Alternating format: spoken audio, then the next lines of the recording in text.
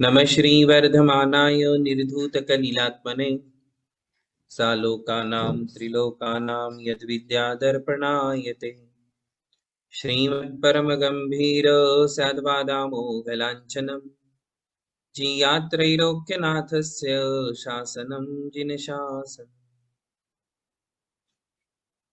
पंच परमेष्ठी भगवान की जय। नमोकार महामंत्र की जय। वर्तमान जिन शासन नायक श्री महावीर भगवान की जय।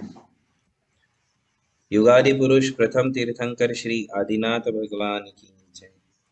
परम पूज्य आचार्य श्री मानतुंग महामुनिराज की जय। परम पूज्य आचार्य श्री शांति सागर जी महाराज की जय। परम पूज्य आचार्य गुरुवर प्रज्ञा श्रमण श्री देवनंदी जी महाराज की। श्रीमद् जैन धर्म की। परम पूज्य प्रातस्मरणीय गुरुवर श्री अमोक कीर्ति जी महाराज की जय। पहले दो काव्य पढ़ेंगे फिर आज का काव्य। भक्तामर प्रणत मौलिमणि प्रभाणा मुद्योतकं दलितपापतमोवितानम् सम्यक् प्रणम्य जिनपादयुगं युगादा वालम्बनं भवजले पततां जनानाम्। यः संस्तुतः सकलवाङ्मयतत्त्वबोधा दुद्भूतबुद्धिपटुभिः सुरलोकनाथैः स्तोत्रैर्जगत्त्रितयचित्तहरैरुदारैः स्तोष्ये किलाहमपि तं प्रथमं जिनेन्द्रम्। प्रथम जिनेन्द्र श्री आदिनाथ भगवान को प्रणाम करके आज का काव्य प्रारंभ करेंगे।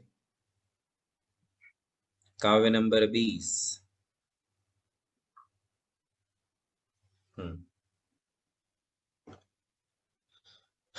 सभी लोग हमारे पीछे पढ़े। ज्ञानम ज्ञानम यथा यथा त्वयि त्वयि विभाति विभाति विभाति विभाति कृतावकाशम कृतावकाशम ज्ञानं यथा त्वयि विभाति कृतावकाशम ज्ञानम यथा त्वयि विभाति कृतावकाशम नैवं नैवं तथा तथा हरिहरादिषु हरिहरादिषु नायकेषु नायकेषु नैवं तथा हरिहरादिषु नायकेषु नैवं तथा हरिहरादिषु नायकेषु तेजो तेजो महामणिषु महामणिषु याति याति यथा महत्त्वम् यथा महत्त्वम् तेजो महामणिषु याति यथा महत्त्वम् तेजो महामणिषु याति यथा महत्त्वम् नैवं नैवं तु तु काचशकले काचशकले किरणाकुलेऽपि किरणाकुलेऽपि नैवं तु काचशकले किरणाकुलेऽपि नैवं तु काचशकले किरणाकुलेऽपि। बहुत बढ़िया। एक बार और। ज्ञानं यथा त्वयि विभाति कृतावकाशम् ज्ञानं यथा त्वयि विभाति कृतावकाशम् नैवं तथा हरिहरादिषु नायकेषु नैवं तथा हरिहरादिषु नायकेषु तेजो महामणिषु याति यथा महत्त्वम् तेजो महामणिषु याति यथा महत्त्वम् नैवं तु काचशकले किरणाकुलेऽपि नैवं तु काचशकले किरणाकुलेऽपि बोलिए। ज्ञानं यथा त्वयि विभाति कृतावकाशम् नैवं तथा हरिहरादिषु नायकेषु तेजो महामणिषु याति यथा महत्त्वम् नैवं तु काचशकले किरणाकुलेऽपि। परफेक्ट, बहुत ही बढ़िया पढ़ा आपने। नमोस्तु नमोस्तु महाराज नमोस्तु। कौशिक भाई तमे वाचो।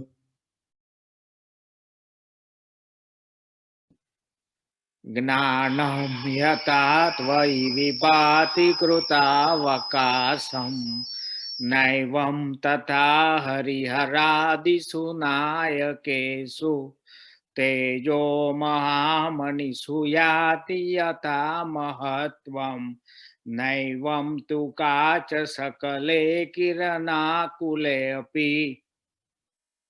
नमोस्तु महाराज जी, नमोस्तु महाराज जी। आगे का स्वाध्याय करो। हाँ, आशीर्वाद है। तो अपना वो काव्य चल रहा था, वो स्क्रीन पे दिखाएंगे।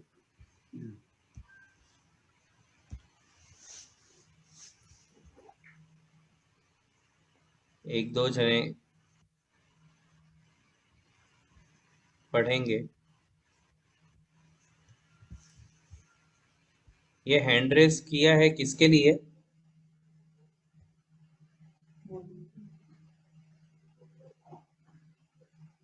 हैंड रेस काव्य पढ़ने के लिए किया है क्या? जी महाराज जी। अच्छा, ठीक ठीक। हाँ, तो पढ़िए हरीश भाई, क्या नाम? ज्ञानं यथा त्वयि विभाति कृतावकाशं नैवं तथा हरिहरादिषु नायकेषु तेजो महामणिषु याति यथा महत्त्वं नैवं तु काचशकले किरणाकुलेऽपि। बढ़िया, आप पढ़िए रीमा जी। ज्ञानं यथा त्वयि विभाति कृतावकाशं नैवं तथा हरिहरादिषु नायकेषु तेजो महामणिषु याति यथा महत्त्वं नैवं तु काचशकले किरणाकुलेऽपि। नमोस्तु नमोस्तु। बहुत बढ़िया। और एक जन को, नीलिमा जी। नमोस्तु महाराज जी, नमोस्तु नमोस्तु नमोस्तु।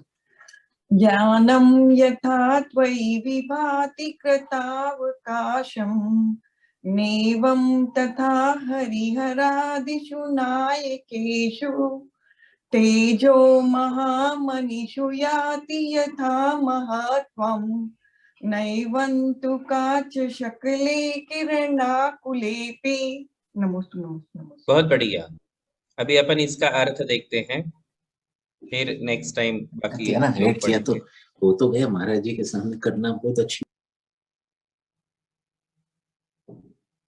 हाँ, आचार्य श्री बहुत ही बढ़िया बात बता रहे हैं। ज्ञानम यथा त्वयि विभाति कृतावकाशम, इसका अन्वय जो किया है नीचे, तदनुसार इसका अर्थ आपके लिए बताएंगे। हे प्रभु, हे भगवान, कृतावकाशम ज्ञानम यथा त्वयि विभाति, जिसने स्थान प्राप्त कर लिया है, अवकाश यानी स्थान, जिसने आपकी आत्मा में स्थान प्राप्त किया है। किसने? ज्ञान ने। कृतावकाशम यानी स्थान प्राप्त कर लेना, अपनी जगह बना लेना, अपनी जगह बना लेना।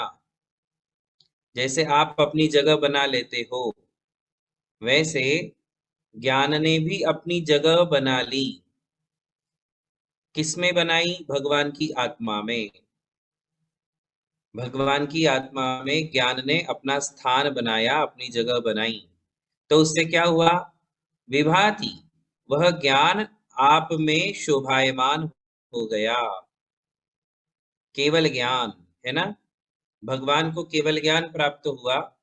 तो यहाँ थोड़ा अलंकारिक प्रयोग है।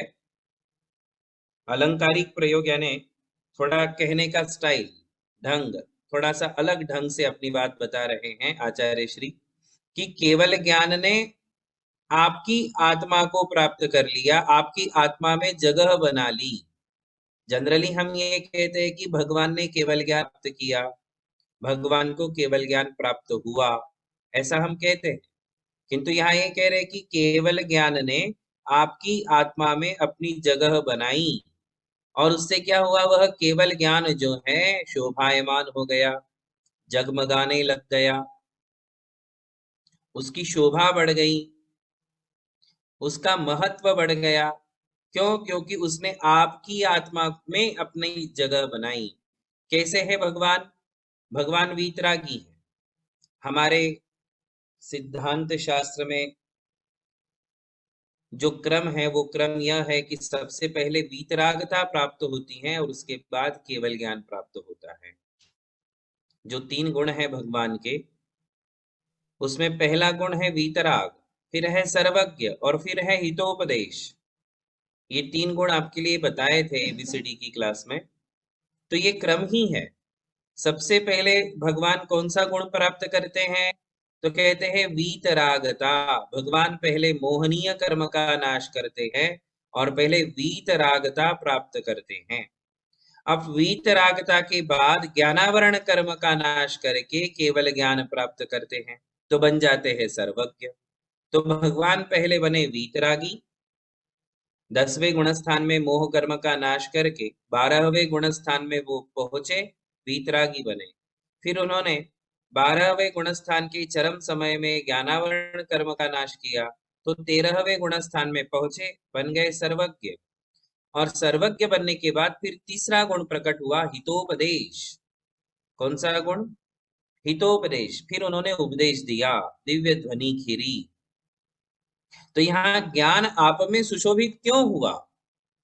केवल ज्ञान आपके अंदर क्यों जगमगाने लग गया? क्योंकि आप वीतरागी बन गए थे, आपने वीतरागता प्राप्त कर ली, इसलिए केवल ज्ञान आप में प्रकट हुआ। यदि आप में वीतरागता न होती तो आप में केवल ज्ञान भी न होता। तो इसलिए यहाँ कह रहे हैं कि हे भगवान, ज्ञान आप में जैसे शोभायमान होता है, जैसे दमकता है, चमकता है, महत्व और गौरव को प्राप्त हो जाता है, वैसे वह ज्ञान हरिहरादिषु नायकेषु न विभाति।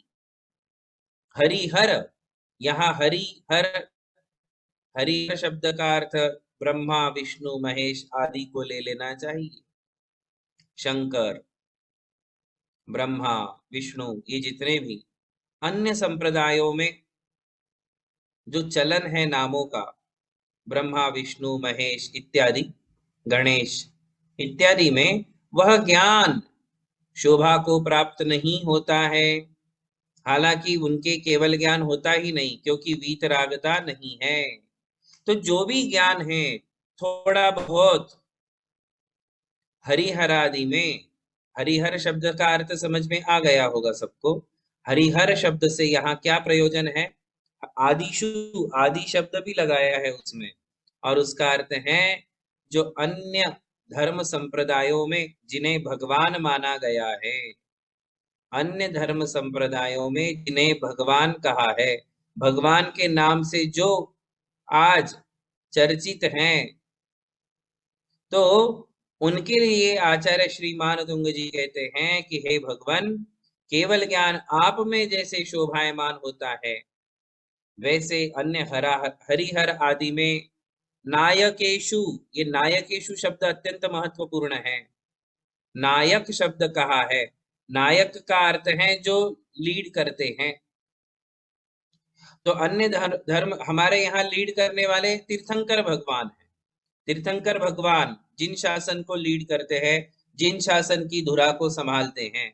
किंतु अन्य धर्म संप्रदायों में भी नायक है, क्योंकि उन्होंने अपने अपने भगवान मान रखे हैं। तो आचार्य कहते हैं अन्य अन्य संप्रदायों में, धर्मों में जिन्होंने अपना अपना अलग नायक बनाया, भगवान बनाया, उनमें तो केवल ज्ञान है ही नहीं। केवल ज्ञान तो उन्हें है ही नहीं। क्यों? क्योंकि उनके मोह कर्म का नाश नहीं हुआ है। मोह कर्म का नाश हुए बिना ज्ञानावरण कर्म का नाश नहीं होता है। वीतरागता प्राप्त हुए बिना केवल ज्ञान प्राप्त नहीं होता है। और अन्य अन्य धर्म संप्रदायों में जिन्हें भगवान माना है, वे तो बाहर से ही समझ में आ जाते हैं कि इनमें भगवत्ता नहीं है, क्योंकि उनका बाहरी रूप उनके अंतरंग रूप से मिलता नहीं है। जो उसे भगवान कहा जा रहा है वो भगवत्ता उनमें दिखती नहीं है, इसलिए उनमें केवल ज्ञान नहीं है। हाँ, थोड़ा बहुत ज्ञान हो सकता है ना? केवल ज्ञान तो नहीं, किंतु थोड़ा बहुत ज्ञान हो सकता है। वह थोड़ा बहुत ज्ञान भी न विभाति उनमें शोभा को प्राप्त नहीं होता है, महत्व को प्राप्त नहीं होता है, गौरव को प्राप्त नहीं होता है, वैल्यूएबल नहीं लगता है। क्यों? क्योंकि पात्र के अनुसार ही कोई वस्तु शोभा देती है। यहाँ एक एग्जाम्पल दे रहे हैं, उस एग्जाम्पल के बाद मैं अपनी बात बताऊंगा। महामणिषु यथा तेजो महत्वम याति, तेज की बात है, तेज, कांति। तो आचार्य कहते हैं कि महामणियों में, महामणि कौन से होते हैं? महामणि में जैसे हीरा है, इसी प्रकार माणिक है, नीलमणि है, चंद्रकांत मणि है, सूर्यकांत मणि है, ये महामणि माने जाते हैं। आज महामणि यो में से एक हीरा को छोड़ दो तो ये चंद्रकांत, सूर्यकांत, वैडूर्य मणि इत्यादि मूल रूप में आज वर्तमान में उपलब्ध नहीं है। वरना ये जो महामणि है ये चमकते हैं, इनमें अपनी कांति होती है। तो आचार्य कहते हैं तेज, तेज शब्द का अर्थ है कांति। तेज यानी कांति, रोशनी। वह तेज जो है महामणियों में महत्व को प्राप्त हो जाता है ना? कोई तेज महामणि के साथ है तो उसकी शोभा बढ़ जाती है कि अरे कितना तेजस्वी है, कितना तेजस्वी मणि है, ऐसा कहा जाता है। किंतु यदि वही तेज कांच के टुकड़े में प्रकट होता है, कांच का टुकड़ा भी यदि आप सूरज की रोशनी में रख दो तो चमकता है, देखो आप, है ना? कांच को यदि आप बाहर रोशनी में रख दो तो चमकने लग जाता है, और उसमें सूर्य की किरणें जाते उसमें से भी किरणें निकलने लग जाती हैं, कांच में से चम चम चम चम करता है कांच, खूब चमकता है। किंतु आचार्य कहते हैं आखिर कांच तो कांच ही है, जिसकी अपनी कोई वैल्यू नहीं, उसके साथ यदि वह तेज आ भी जाएगा तो भी उस तेज की कोई वैल्यू नहीं रहेगी। कभी ये नहीं कहा जाता है कि कितना तेजस्वी कांच है, ऐसा कभी नहीं कहा जाएगा। किंतु कितना तेजस्वी हीरा है, ऐसा हमेशा कहा जाएगा। कि हीरे के साथ, मणियों के साथ तेज भी महत्व को प्राप्त हो जाता है, किंतु वही तेज कांच के टुकड़े में, कांच शकल यानी टुकड़ा, कांच के टुकड़े में यदि वह तेज प्रकट होता है तो उस तेज की कोई वैल्यू नहीं। बहुत ही गंभीर बात आचार्य श्री बता रहे हैं, अर्थपूर्ण बात बता रहे हैं कि जो तेज भगवान में प्रकट होगा वो तो महत्व को प्राप्त हो जाएगा, किंतु अन्यों में यदि वह तेज होगा भी तो भी उसकी कोई महिमा, उसका कोई इम्पोर्टेंस नहीं है, क्योंकि पात्र कैसा है ये देखा जाएगा। हमेशा इस बात का महत्व होता है कि किसके आधार से है। हीरा, हीरे को, अकेले हीरे को क्या करोगे बताओ? आपके पास हीरे के जो हैं पीसेस है, डायमंड के पीसेस है, जो लूज डायमंड्स होते हैं, वो आपके पास है भी, तो उसका कोई महत्व है? महत्व यानी कॉस्ट हो सकती है, किंतु उसको आप दिखाओगे कैसे, उसको आप पहनोगे कैसे? हीरे आप अपने चेहरे पे जड़ तो नहीं सकते हो, यहाँ एक हीरा लगा लिया, यहाँ एक लगा लिया, यहाँ एक लगा लिया, ऐसे हीरा आप अपने चेहरे पे जड़ तो नहीं सकते हो, नहीं जड़ सकते। तो फिर उस हीरे को संगति चाहिए, आधार चाहिए। और हीरे को कौन सा आधार शोभा देता है बताइए? हीरे को आधार शोभा देता है सोने का। किसका? प्लेटिनम हो, सोना हो, गोल्ड है, प्लेटिनम है, उसमें तो हीरे का महत्व होता है, किंतु उस हीरे को यदि आप स्टील में लगा दो तो, अरे चांदी में भी हीरा आ जाता है तो भी उसकी वैल्यू थोड़ी कम हो जाती है। सोने में जितनी हीरे की वैल्यू है उतनी चांदी में नहीं। और चांदी से भी अलग लोअर क्लास के धातुओं में यदि आपने हीरा लगा दिया, तांबे में, पीतल में, लोहे में, तो फिर हीरे की कीमत ही खत्म हो गई। खत्म हो गई यानी गौरव नहीं है। इसलिए आचार्य कहते हैं कि एक बार सोने को बड़ा दुख हुआ। किसको? सोने को। नीतिकार कहते हैं कि सोना जो होता है उसकी भी अपनी वैल्यू है, उसका भी अपना महत्व है। आप उसको किसके साथ तोल रहे हो, किसके साथ तुलना कर रहे हो? तो आचार्य कहते हैं, एक बड़ा सुंदर श्लोक है, हेम्नः खेदो न दाहेन खेदेन कर्षणेन वा तदेव ही परम दुखम यद मुंजा फल तोलनम। वो कहते हैं सोने को कितना भी जला दो, अग्नि में डाल दो, उसको दुख नहीं होता है। उसको आग में खूब जलाओ, उसको दुख नहीं होगा। उसको खूब पीटना है, पीटो, सोने को पीटा भी जाता है, सोने को घिसा भी जाता है, सोने को जलाया भी जाता है, किंतु उससे सोने को दुख नहीं होता।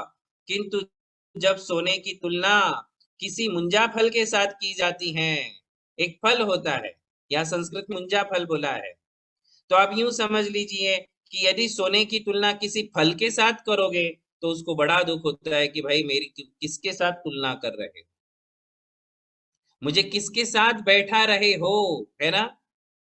उस बात से तकलीफ होती है कि मुझे लोहे के साथ बैठा दिया। अरे भाई लोहे के साथ मत बैठाओ, मेरी कीमत बहुत बड़ी है ना? बस ऐसे ही यहाँ बात चल रही है, इससे हमारे लिए एक बहुत अच्छा मैसेज मिल रहा है। आप कितने भी अच्छे हो, किंतु यदि आप अपने से अच्छे व्यक्ति के साथ रहते हो तो आपकी कीमत बढ़ जाती है, आपकी इंपॉर्टेंस बढ़ जाती है।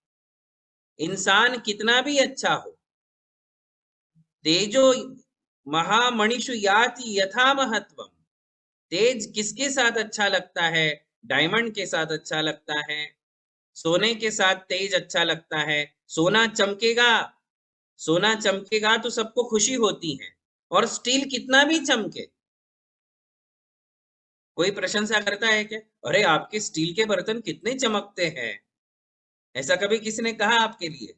नहीं। किंतु यदि आपकी ऑर्नामेंट सोने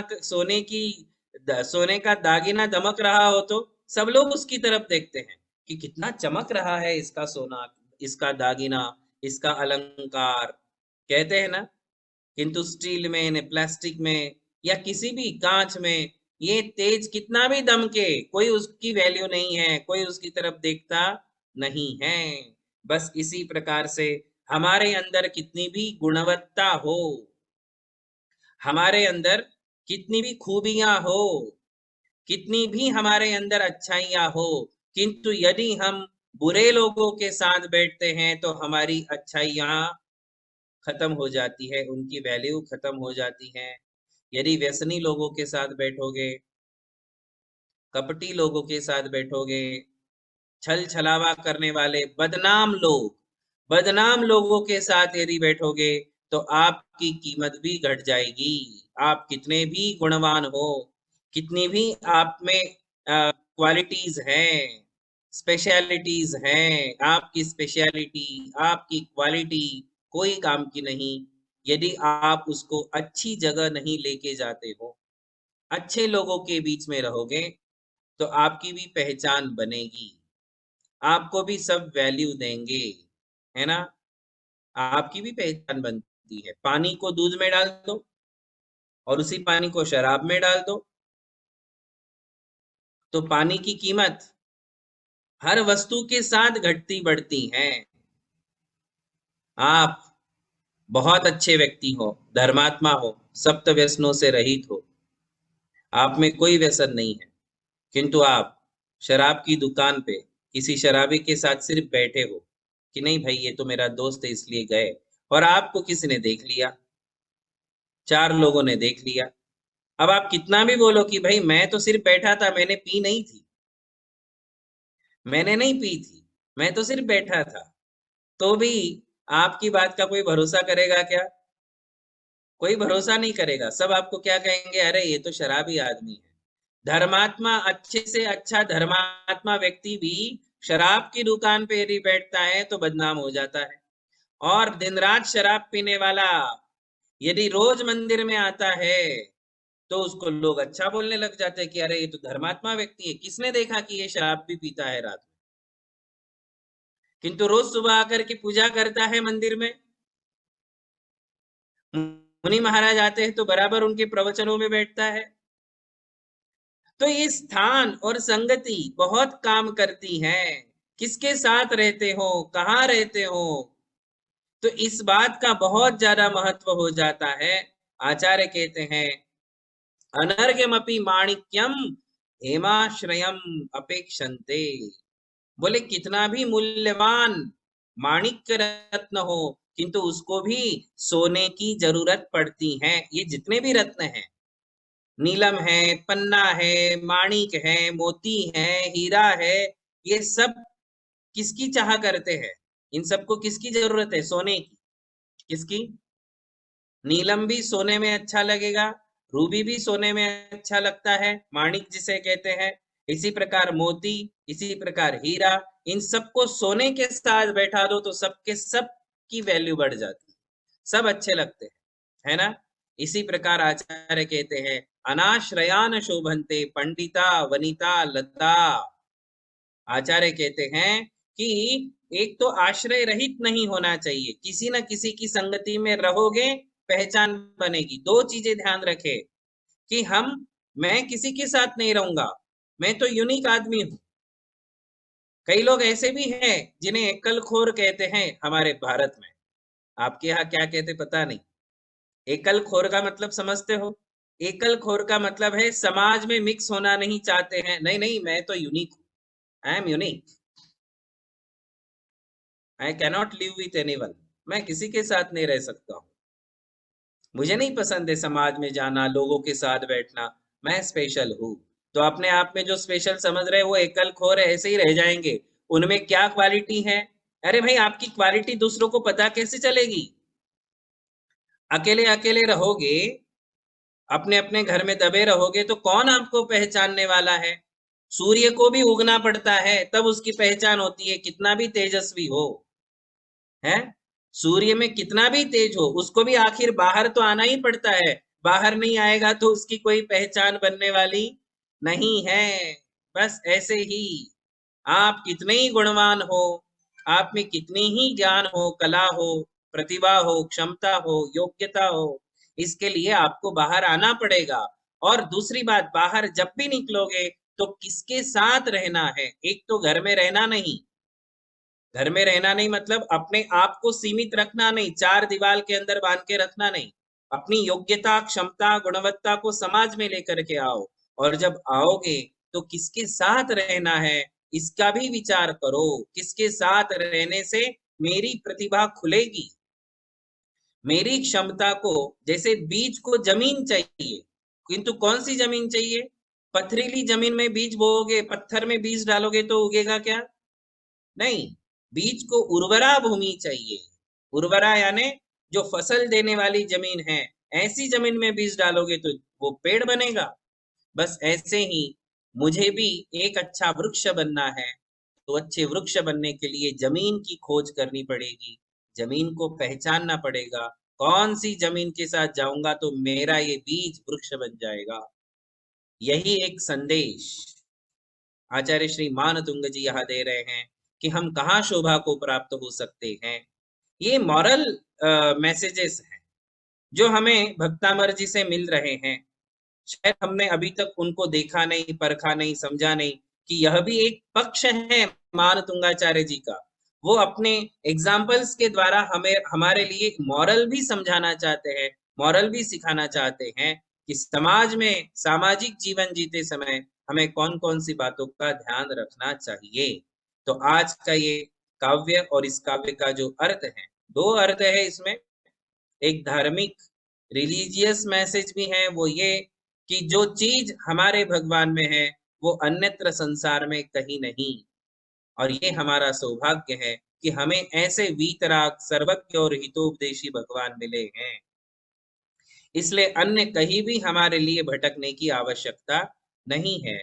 और दूसरा मैसेज जो उन्होंने दिया कि हमें अपनी क्षमता का, हमें अपनी गुणवत्ता का कैसे उपयोग करना चाहिए और कैसे हमारे लिए अच्छे लोगों की संगति, विद्वानों की संगति, साधुओं की संगति, अच्छे व्यक्ति, सज्जनों की संगति, इनकी संगति में रहने से कैसे हमारी प्रतिभा बाहर आती है। ये दो मैसेज हमारे लिए इस काव्य से मिलते हैं। तो ये आज का काव्य पूरा। बोलिए मानतुंग महाराज की जय। परम पूज्य धर्म दिवाकर मुनिश्री अमोक कीर्ति जी एवं मुनिश्री अमर कीर्ति जी महाराज की जय।